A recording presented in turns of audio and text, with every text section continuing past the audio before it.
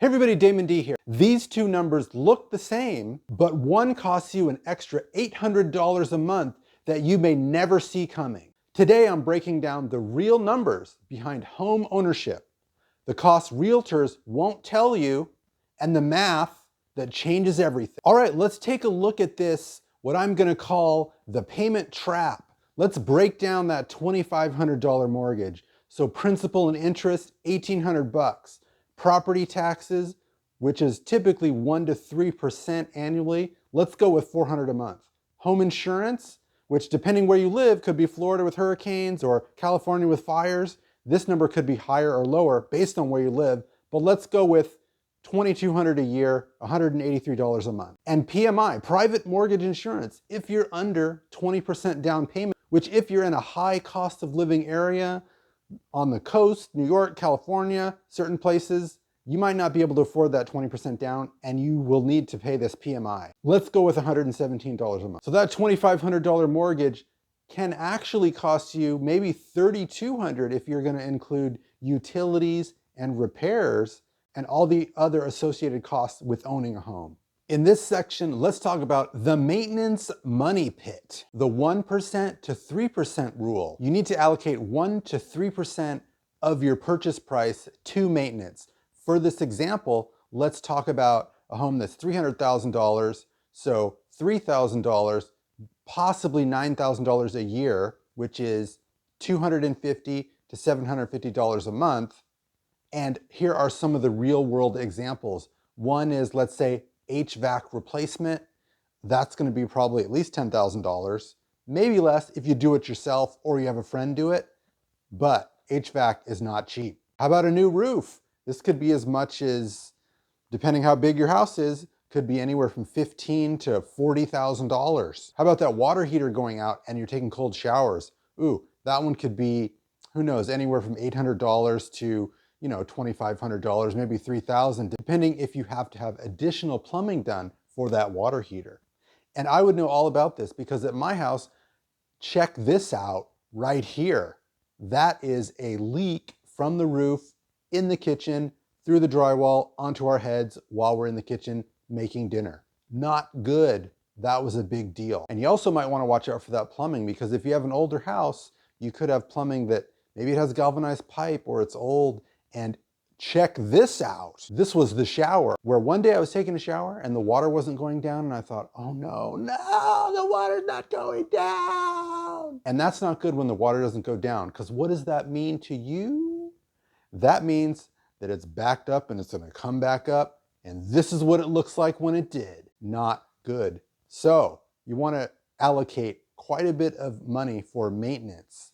And this is where the renters have you beat, because as a renter, your landlord fixes all that stuff. You don't fix any of it and you're ready to go. It's their issue, it's their problem. Whereas when you own the home, you gotta fix it. Let's talk about cost number 3, which is your down payment's hidden price. Why do I talk about that hidden price of your down payment? Well, this is really critical because let's say you have a $60,000 down payment invested at 10%.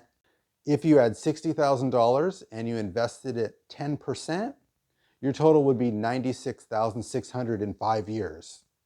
That same $60,000 in home equity, assuming 3% appreciation, would be $69,500. So there could be a lost opportunity there of investing of approximately $27,000. So in this situation, a renter possibly could have you beat. Unrecoverable costs such as mortgage interest, property tax, maintenance, and the cost of capital. And if this exceeds 5% of the home value, renting plus investing actually wins the race. Cost number 4, time equals money. So closing costs on a typical single family home is 2 to 5%, $6,000 to $15,000 on a $300,000 home. The selling costs can be 6 to 10%, which would be $18,000 to $30,000. And so the total transaction costs can be anywhere from $24,000 to $45,000. That's quite a bit of money. So it depends how long you're going to own your home, because there is definitely a break-even point. And if it's less than 4 years, you might not break even with all of those fees when you're going to sell it. And at this point, if you sell too early, yes, renting would be better for you. All right, let's take a look at this section, which is the wealth building reality. Now, here's where home ownership advocates really have a strong point, and it's really hard to debate this. So historical data shows that home appreciation is about 3 to 5% annually. So 4.7 to 5% over 20 years and 7.2% in the last decade. Rent increases have typically been 3 to 5% annually, 5.4% in the last decade.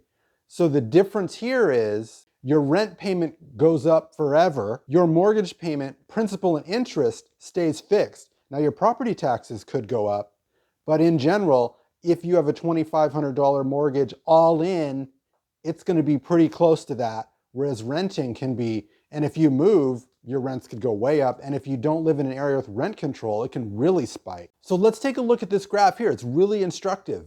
So year one, $2,500 rent versus $2,500 mortgage. Even, pretty close, 50-50. One isn't better than the other. Year 10, $3,900 rent, $2,500 mortgage. Year 20, $6,100 rent and $2,500 mortgage. So after 20 years, you're paying $6,100 to make your landlord rich, while the homeowner payment stayed at $2,500, and they own a $500,000 asset that started at $300,000. So the wealth gap is real. The average homeowner net worth, can you guess it? Do you know? Here it is, $430,000. Hey, that's almost $500,000. That's pretty good. The average renter net worth, can you guess what that is? Check this out, $10,000. That's a 43x difference. That's massive. That's really big. And there's a reason why people say buy a home, because one of the things about it is in a lot of these areas that are popular, the homes keep going up and the rents keep going up. So you could just be paying your landlord and they're kicking it. They're awesome. They're good because the rents will always go up. And when you move out, they raise it. As with everything in life, there is nuance. And let's check this out. So one of the things to consider is before you rush to buy, understand why this gap exists, because it's not just about the house. Let's try to present a more full picture here. So forced savings versus discipline. Your mortgage forces you to build equity. Renters can build wealth if they invest the $500 to $800 a month difference. Most don't. That's behavior, not math. Number two, the selection bias. Homeowners typically earn more money before buying. The wealth gap partly reflects who can afford to buy, not just home ownership itself. A $60,000 down payment controlling a $300,000 asset means 5% appreciation equals a 25% return on your money. But in a downturn, it may not be the case. So on the left, homeowner with $200,000 equity after 10 years. On the right, a renter with $150,000 invested in the market.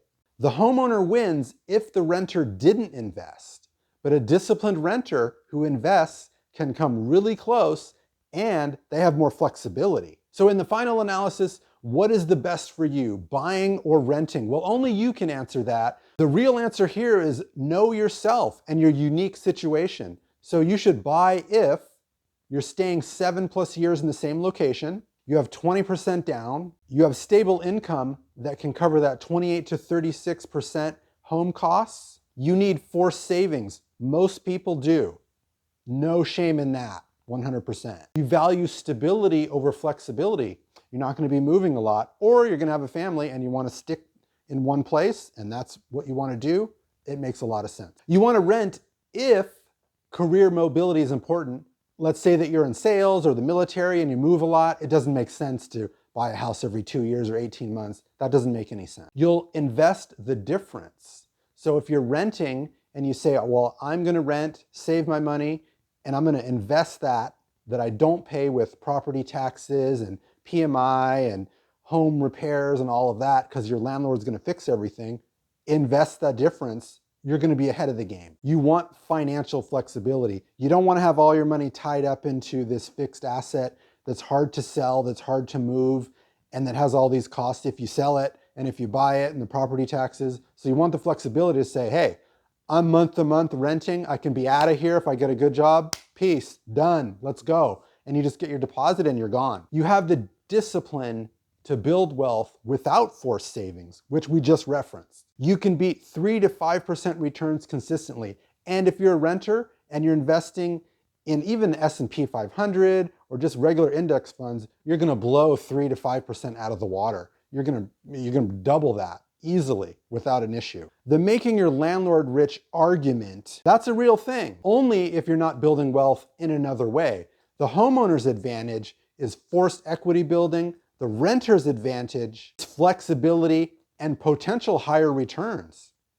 You should pick the strategy that matches your behavior, not just the math, because a lot of this stuff is emotional too. Because one of the things that's nice about having a home is I can paint my walls green, I can turn my music up as much as I want, I can make my front yard however I want. I don't have an HOA or a landlord telling me what to do and how to do it. You know, if your landlord says, you know what, I want to sell the building because I just want to make more money, or my brother's going to move in, and they kick you out, it's hard. You don't have a lot of recourse. But when you have your own house, for the most part, you can do what you want. So if you liked the video, don't forget to like and subscribe. I really appreciate it. This has been Damon D. Stack smart, stack often.